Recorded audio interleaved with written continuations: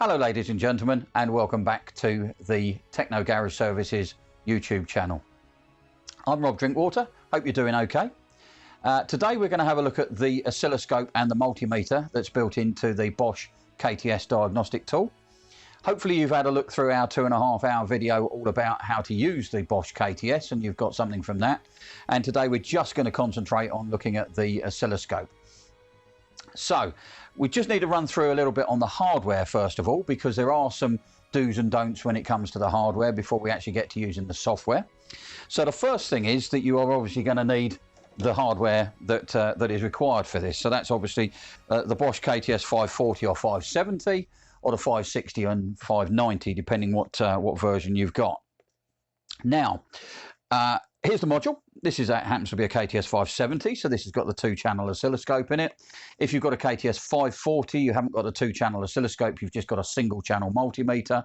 Same applies if you've got a KTS 560, but if you've got a KTS 590, then you have a slightly enhanced 2-channel oscilloscope built into that. Now, plainly, to make this work, we're going to have this powered up in some way, shape or form. So ideally, you're going to need to have it plugged into the diagnostic socket on the car. That's not always possible because obviously the diagnostic socket could be in one place and you might be needing to use the oscilloscope in a different area of the vehicle. So to make sure that we keep this powered up, we're going to have to get some power in through the input socket just here. So we either need to use the mains adapter and have it plugged into the mains. Slight problem with plugging into the mains is you always get a little bit of mains ripple on there, and that's true of any oscilloscope that plugs in the mains. The other alternative is that we plug it in using the cigarette lighter adapter, plugged either into the cigarette lighter socket or plugged into the battery using the battery adapter. But that has its own problems built in as well. And in fact, they're the same problems as having power derived from the diagnostic socket. And that is that we're creating an extra earth loop in there. So we just need to be a little bit wary of that one, because that can lead to some problems when it comes to using the KTS. So moving on to the input connectors. On the front of the KTS here, we have got 4 input connectors for our oscilloscope. 2-channel oscilloscope. But we've got 4 banana plug connectors, obviously positive and negative for each of the channels. The blue and the yellow inputs are our channel 1 inputs, and we will use our blue and yellow cables, like so, that came with the machine for that. For using our channel 2, we've got black and we've got red. So that comes with a black and a red cable supplied with the unit to go into them. But you'll notice that the black is slightly separate, and also it has a separate ground symbol on there as well. And they supply you with a ground cable. So we've got a European safety type banana plug here, where we have to press the button in to retract the safety sleeve on it like so. So we press the button in and plug that into there. So now you're thinking to yourself, well, where the hell do I plug my channel 2 negative into? Well, that's fairly simple. You'll notice that this is a piggyback banana connector. So we plug our European safety banana plug for channel 2 into there like so, and then our positive in there like so, like that. And then with our channel 1, we will have it connected like that. Can be a bit fiddly to get them all in. There we go. So we've got both channels now connected. Now the first thing you're going to notice with that is, of course, that channel 2 is now ground referenced, and channel 2 will always be ground referenced. Channel 1 can be made to be floating ground, and I'll come to that when we come to the oscilloscope software and how to actually set it so as it's running in either fully floating ground mode or ground referenced mode. But you just need to be mindful that channel 2 will always be ground referenced. So that's fine, because if you're doing things like, say, an inductive crank sensor, you can have that going on channel 1. And if you're doing a camshaft sensor that is a Hall effect type, you can have that on channel 2. So that's absolutely fine. But just be mindful of that slight limitation of having the ground referencing on there. And like I say, because you will have this powered from the vehicle, probably either through the 16 pin or through the 15 volt connector on the back, that has a ground reference as well, so making it impossible to make it floating ground on channel 2. So that's the hardware side of things. Obviously we now need to just switch over and get onto the software, having plugged this into the vehicle, and then we can actually use the oscilloscope in earnest.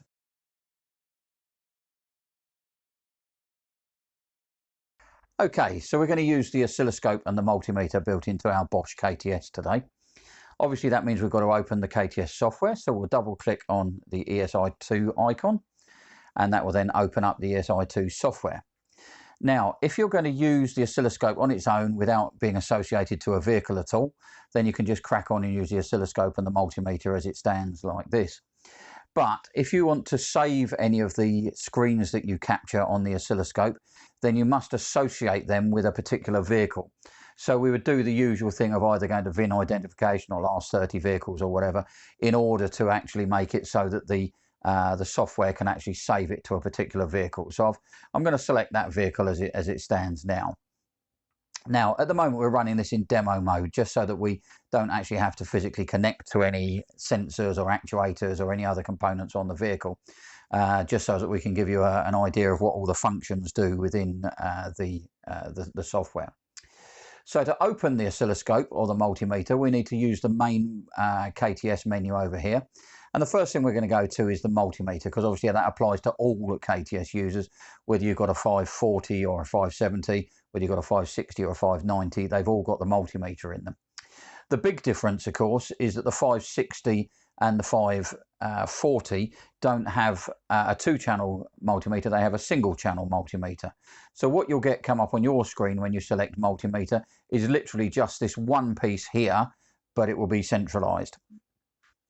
If you've got the 570 or the 590, you'll get the 2-channel multimeter come up like so.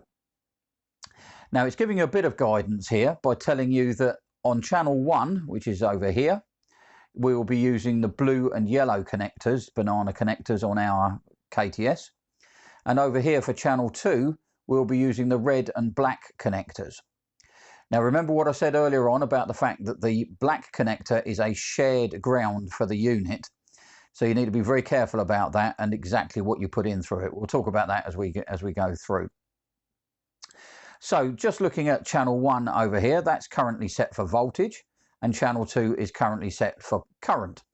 You can't put current through the actual meter. It's not like your fluke multimeter or whatever, where you'll have a facility to actually measure current passing through the meter. You must use this with an amps clamp, and we'll talk about that as we come to the settings over there. We've got a number of drop-down menus just here for the various items that we can choose. So on channel 1, we've got the choice of U for volts. Then we can use a 600 milliamp shunt, a 300 amps clamp, 100 amp clamp, 600 amp clamp, or 1000 amp clamp. And obviously that's designed to work with the Bosch clamps. Lots of other clamps will work with it as well, but the Bosch clamps are pre-calibrated so that it knows exactly how many millivolts will be coming in per amp for each of those types of clamps. And finally, you can choose resistance on channel 1 as well. Now what you'll find is that whenever you choose a particular voltage or resistance measurement on here, it defaults to auto ranging.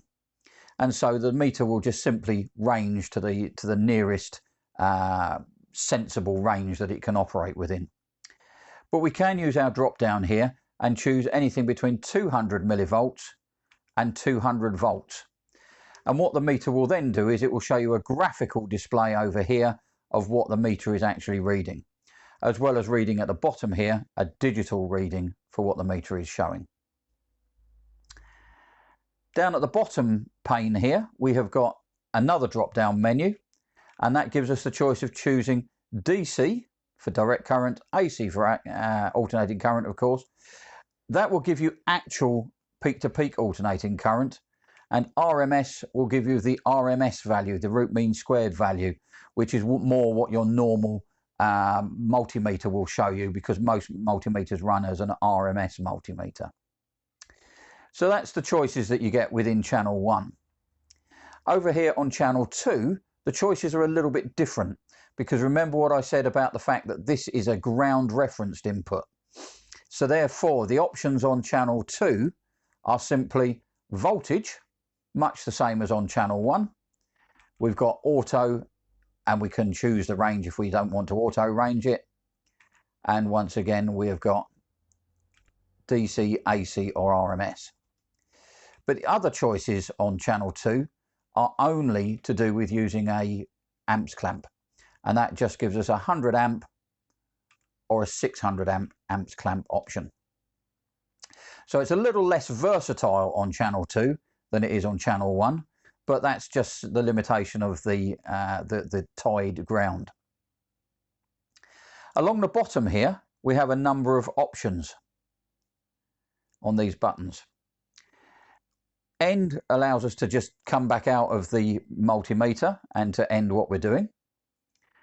0 allows us to zero whatever we're doing. So if, for instance, we've chosen to use the ohm meter and the amps clamp, then we can just zero them and it's telling us what to do.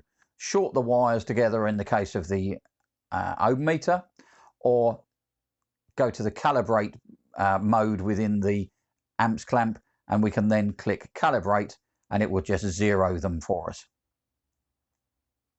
Once it's zeroed them, you just click back and you're back where you were. Diode test at the bottom here uses the ohm meter within channel 1 to operate as a diode tester, so you can see whether you've got backwards and forwards current capability on a diode. Brake is a continuity tester, so all the time that we've got continuity, we will get a beeping noise from it, and that beeping noise comes out of your laptop or PC, not out of the KTS module itself. And then the short circuit option, all the time that we have a short circuit, it will give us a beeping noise, and it gets very annoying. Whenever we've finished with these buttons along the bottom, if we just click URI, that takes us back to the multimeter functions. At the bottom here, we have multigraph, and as you can imagine, that then just graphs our multimeter. So it's kind of like a slow oscilloscope, if you like, really. It's just graphing the multimeter values. Over on the right hand side here, we can flip our menu out of the way, bring it back, and we can choose which one of these two is kind of highlighted. As you see there, you can see that the line goes thicker and thinner for the one that we've selected. Whichever one of these we've selected, so I'll select current on channel 2 here, it now gives me the scale up the left hand side here for that channel. Over here, we can resize the screen like so. Over here, we can bin what we've been doing and start all over again. And we can also pause what we've been doing by pressing the pause button. Just going to let that get a little bit more time on the screen there, because then we can see what the other buttons do when we pause it. So pressing the pause button, as you imagine, freeze frames it for us, but it now opens up these buttons over here on the bottom left. That means that we can go all the way back to the beginning like so. We can go all the way to the end like so. We can go back by frames. We can go forward by frames. And we can also zoom in, and we can zoom out on our image like so. What you'll find is, as you zoom in, these little dots indicate when the actual samples were taken. So as you can see here, we get around about 4 to 5 samples per second from this particular multimeter. When we finish with what we're doing here, we can press the play button and it will take us back to graphing what we've been looking at all along. Very useful if you've got to go and do a drive test or anything like that. When we've finished graphing, we can click back and it takes us back to the digital version of the multimeter. When we've finished with the multimeter, we can click end and it will take us back to our start screen within the KTS.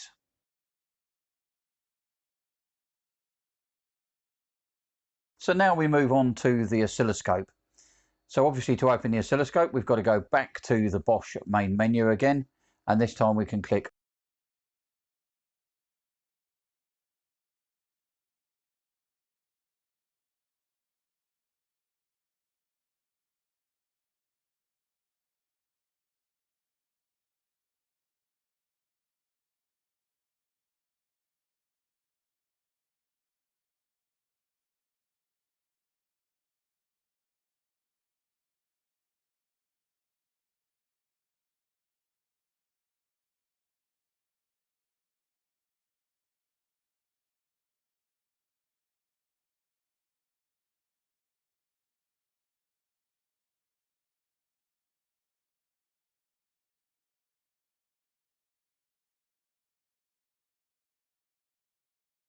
can actually set our 0 wherever we want across the screen.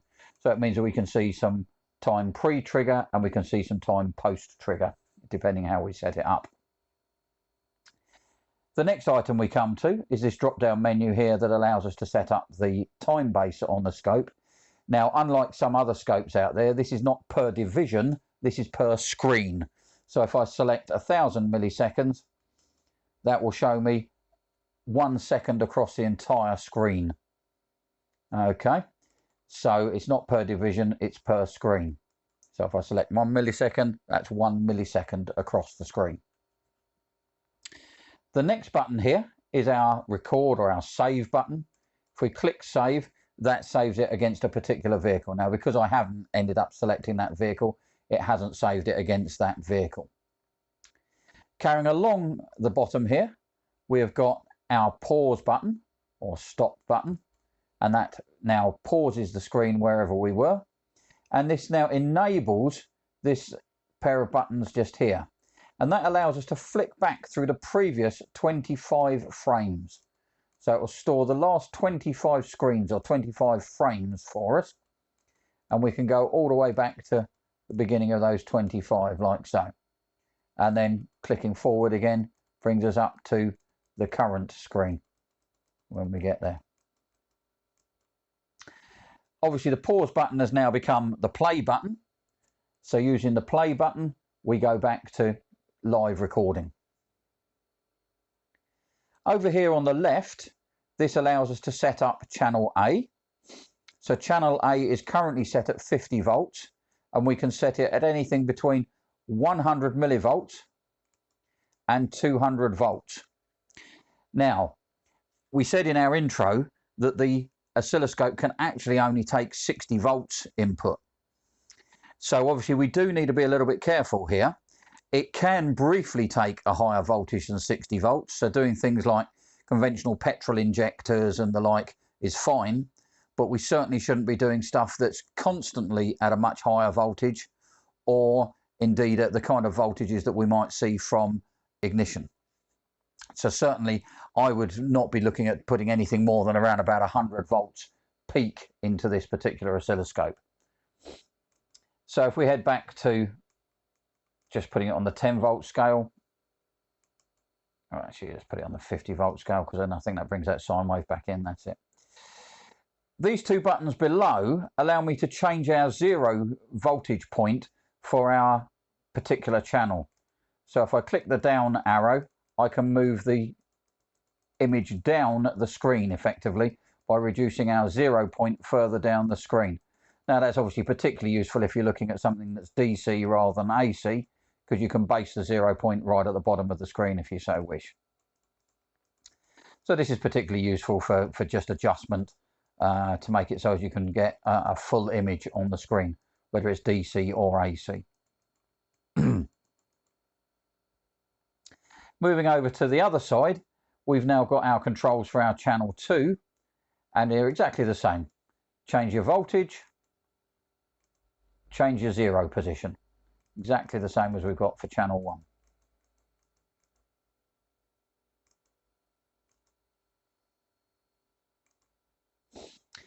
On each side of the screen, we have the scale for our particular channel. So in black here, we have the scale for channel A or channel 1, and here we have down the right side in red the scale for channel B or channel 2.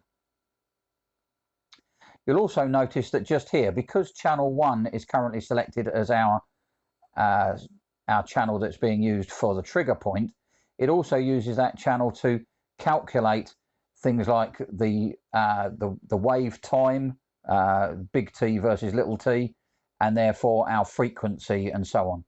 Now this will depend on how much data you've got on the screen. So if I make it so we've got a bit more data on the screen, you can see there by just making it so as we've got a bit more time shown on the screen, and therefore it bunches up the whole screen a little bit for us. It can actually calculate our big T, little t, and our big T versus little t ratio, and also our frequency there. Up the top here, we've got the option to turn signal 1 or channel 1 on or off. Little green light indicates that it is on. The same occurs over here on channel 2. We can turn it on or off. Underneath each of these, we've got the choice of our input. So we can either use channel 1 on voltage, or with a 30 amp clamp, 100 amp clamp, 600 amp clamp, or 1000 amp clamp. And the same with channel 2. We can choose, wrong one, choose 30 amps, 100 amps, 600 amps, or 1000 amps clamp, or we can stick with voltage. The other drop down item just here allows us to choose our input.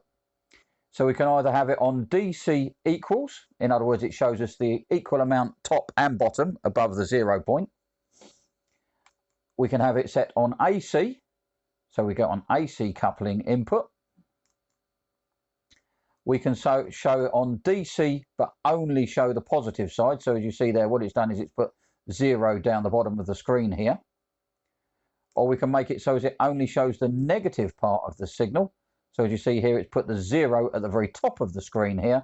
So as we're only seeing the lower part, or the sub-0 section of the signal.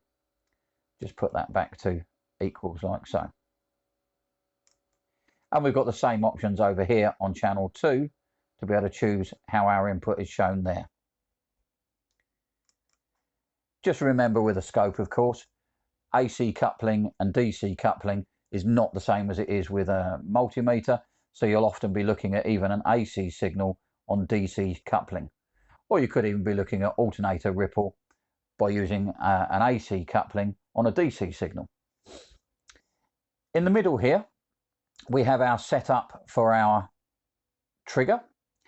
This button here determines whether we're going to use the leading edge or the trailing edge of the signal for our 0 point to trigger the scope. We can then choose whether we use peak to peak or a normal trigger signal. We can choose whether we're going to use channel 1 or channel 2 as our trigger input.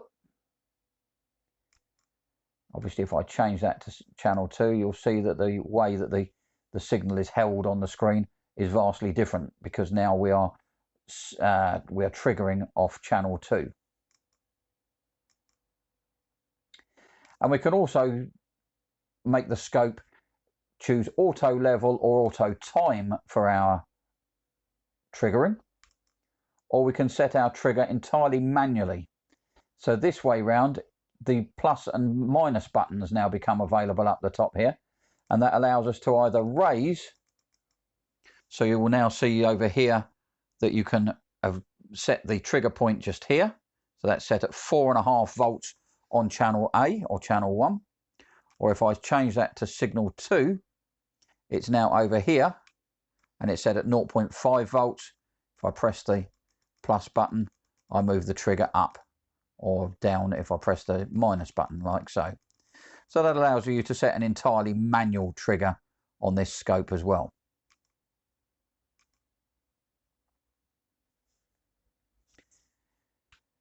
So these are the basic functions of the oscilloscope.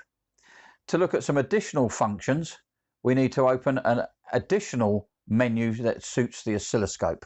So now we're going to move over to the oscilloscope main menu, which now resides over here on the top right. If we click that button there, we open up a little extra menu for some options in the way we display our oscilloscope. As you can see here, this is highlighted and is filled in, and that's indicating that we've got our oscilloscope running in combined mode. So in other words, we're showing channel A and channel B on the same graticule.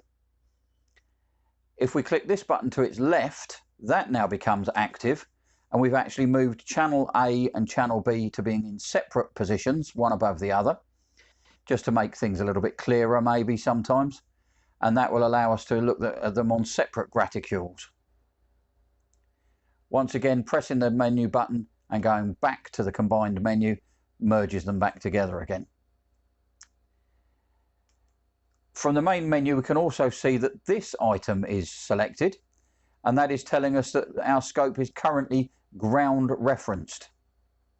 So in other words, both channel A and channel B, the positive input is referenced to ground. If I switch to floating ground, which is this button to its left, it now switches to floating ground or floating mode. So it's now using the positive and negative inputs rather than having them referenced to ground. Now, you may remember that we've looked at the front of the KTS and we know that the input for channel 2 is always ground referenced. So therefore, it has switched channel 2 off because channel 2 is not capable of having a floating ground. And we are now using the positive and negative inputs on channel 1 to give us a floating ground. If we go back to the menu, we've got the option to switch ground referenced from floating ground, and we get a warning message here saying that if we do this and we've got, say for instance, a positive input coming in through our negative connection on channel 1, we will short that straight to ground, which isn't a good thing. So it's warning you to disconnect things if necessary. So if we click OK just there, it now goes back to being ground referenced, and if we want to, we can switch channel 2 back on because channel 2 is obviously ground referenced normally. You'll also see over here that we've got a choice of another item, and that is called pin. Now here we have a clever option within the KTS module. Ordinarily, most oscilloscopes just need you to connect your leads to the oscilloscope and then to connect to whatever component you want to actually measure. And say for instance you wanted to look at the CAN bus signals at the diagnostic socket on a car, you'd have to use a breakout cable or a breakout box and connect your oscilloscope directly to the DLC, the diagnostic link on the vehicle. Cleverly, with the KTS 570 and 590 models, you can go to this menu up the top, the main menu, and click on pin. And now what it will do is it will allow you to select any 2 pins on the diagnostic socket to route through to the oscilloscope. Each of these signals will be referenced to ground, so you'll need to connect up the black ground cable for the oscilloscope as well. I would recommend doing that rather than relying on the earth pins on the diagnostic socket because they're notoriously not quite as good earth as you would want. And of course there are going to be some pins that are reserved, so you can't actually go and measure the voltages coming from them. So if we go to our signal menus at the top here, you can see that this has now changed from selection of the input to which pin we're going to use, and the same over here. Now it defaults to pin 1 and 2. Now on most vehicles we don't see a lot on pins 1 and 2, and as you can see here we can look at pin 3, but we can't look at pins 4 and 5 because they're only going to be ground, and we can't look at pin 16 because that's going to be positive, but we can look at any of the other pin combinations that we want to look at. So for instance, this car being a CAN bus car, we can select pins 6 and we can select pins 14, and we can now look at the CAN bus signal there coming out via the diagnostic socket. So that's doing exactly what we're expecting it to do, starting around about the 2.5 volt mark, one signal going up by a volt and one going down by a volt. Now unfortunately you do get a little bit of attenuation on this signal with this scope, and of course because it is coming through the diagnostic socket as well. But I think we can pretty well see that there's a good signal there, and that they are mirroring each other, and it looks a good signal. If we were to pause that, if we try and capture that and pause it, we can see that we're getting our start and end to our signals quite clearly here. So, you know, it's giving us the ability to look at a CAN bus signal there. Currently we're running the scope at 200 microseconds. If we restart the scope, this particular car also has some of the security system runs on pins 3 and 11. So if I select pins 3 and 11, you can see that we've actually got a somewhat slower network signal going on here. But again, they are mirroring each other and looking pretty good. So it does allow us to choose which pins we're going to look at, and it does allow us to directly look at communication signals and CAN bus signals. Now you need to be a little bit careful here, because obviously if we've selected pins 6 and 14, which is our standard CAN communication pins, some vehicles communicate with us purely through a CAN gateway. So we would only see what's going on the diagnostic CAN, not what's actually going on the main CAN network on the car. Whereas on certain other vehicles, the CAN network is brought directly up to the diagnostic socket, so we effectively have become a node on the CAN there, and we can actually see the actual CAN signals running around the car. So you're going to need to be familiar with the topography of the ECU setup on your particular vehicle that you're working on, and obviously you need to look at either vehicle manufacturer's data or have a look how it's wired up on the KTS, and you'll be able to actually see the topography for that particular vehicle. It's just a useful additional feature of this particular scope, and it may end up making it so you don't have to go and get other equipment out of the cupboard to be able to actually go and check whether the CAN bus signals are coming via the diagnostic socket. When we're in this mode, all of our other buttons work in exactly the same way in terms of setting up the voltages, moving our display up and down, the pause and play, and looking backwards and forwards, and even setting up the time base. So, you know, if we put a bit more time on the screen there, as you can see here, we end up with a bit of a squiggly signal like so. But going back to 200 microseconds, as we can see there, is nice clear signal. To come back out of using the pin mode and to go back to the channels mode, where we use the inputs via the black and red and the blue and yellow inputs, just click on CH and it moves back to our channel mode.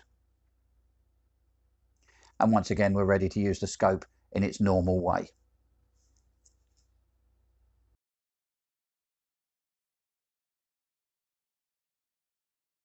Welcome back, ladies and gents. I hope you've enjoyed the training that we've just provided for you there.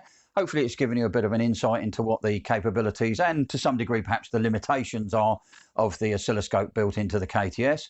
Hopefully it will inspire you to use the KTS oscilloscope a little bit more, because unfortunately oscilloscopes are still one of those things that an awful lot of garage technicians look at and sort of go, oh, don't want to be involved with that because you know, it looks too difficult to deal with. Really and truly, the oscilloscope is only a glorified voltmeter, so you know, get in there and start probing around and learning some stuff about your oscilloscope. Just bear in mind the precautions I told you about, particularly over the earthing side of things, the floating ground and the fixed ground on the oscilloscope. If you like what you've seen, please give us a like and subscribe down below. That'll be nice, and that'll obviously keep you informed of any other videos that we post in the near future. Hopefully we'll be back very soon to get some more videos in front of you, and hopefully you can enjoy those as well. Stay safe, keep working, and we'll see you again soon. Thanks for watching. Bye.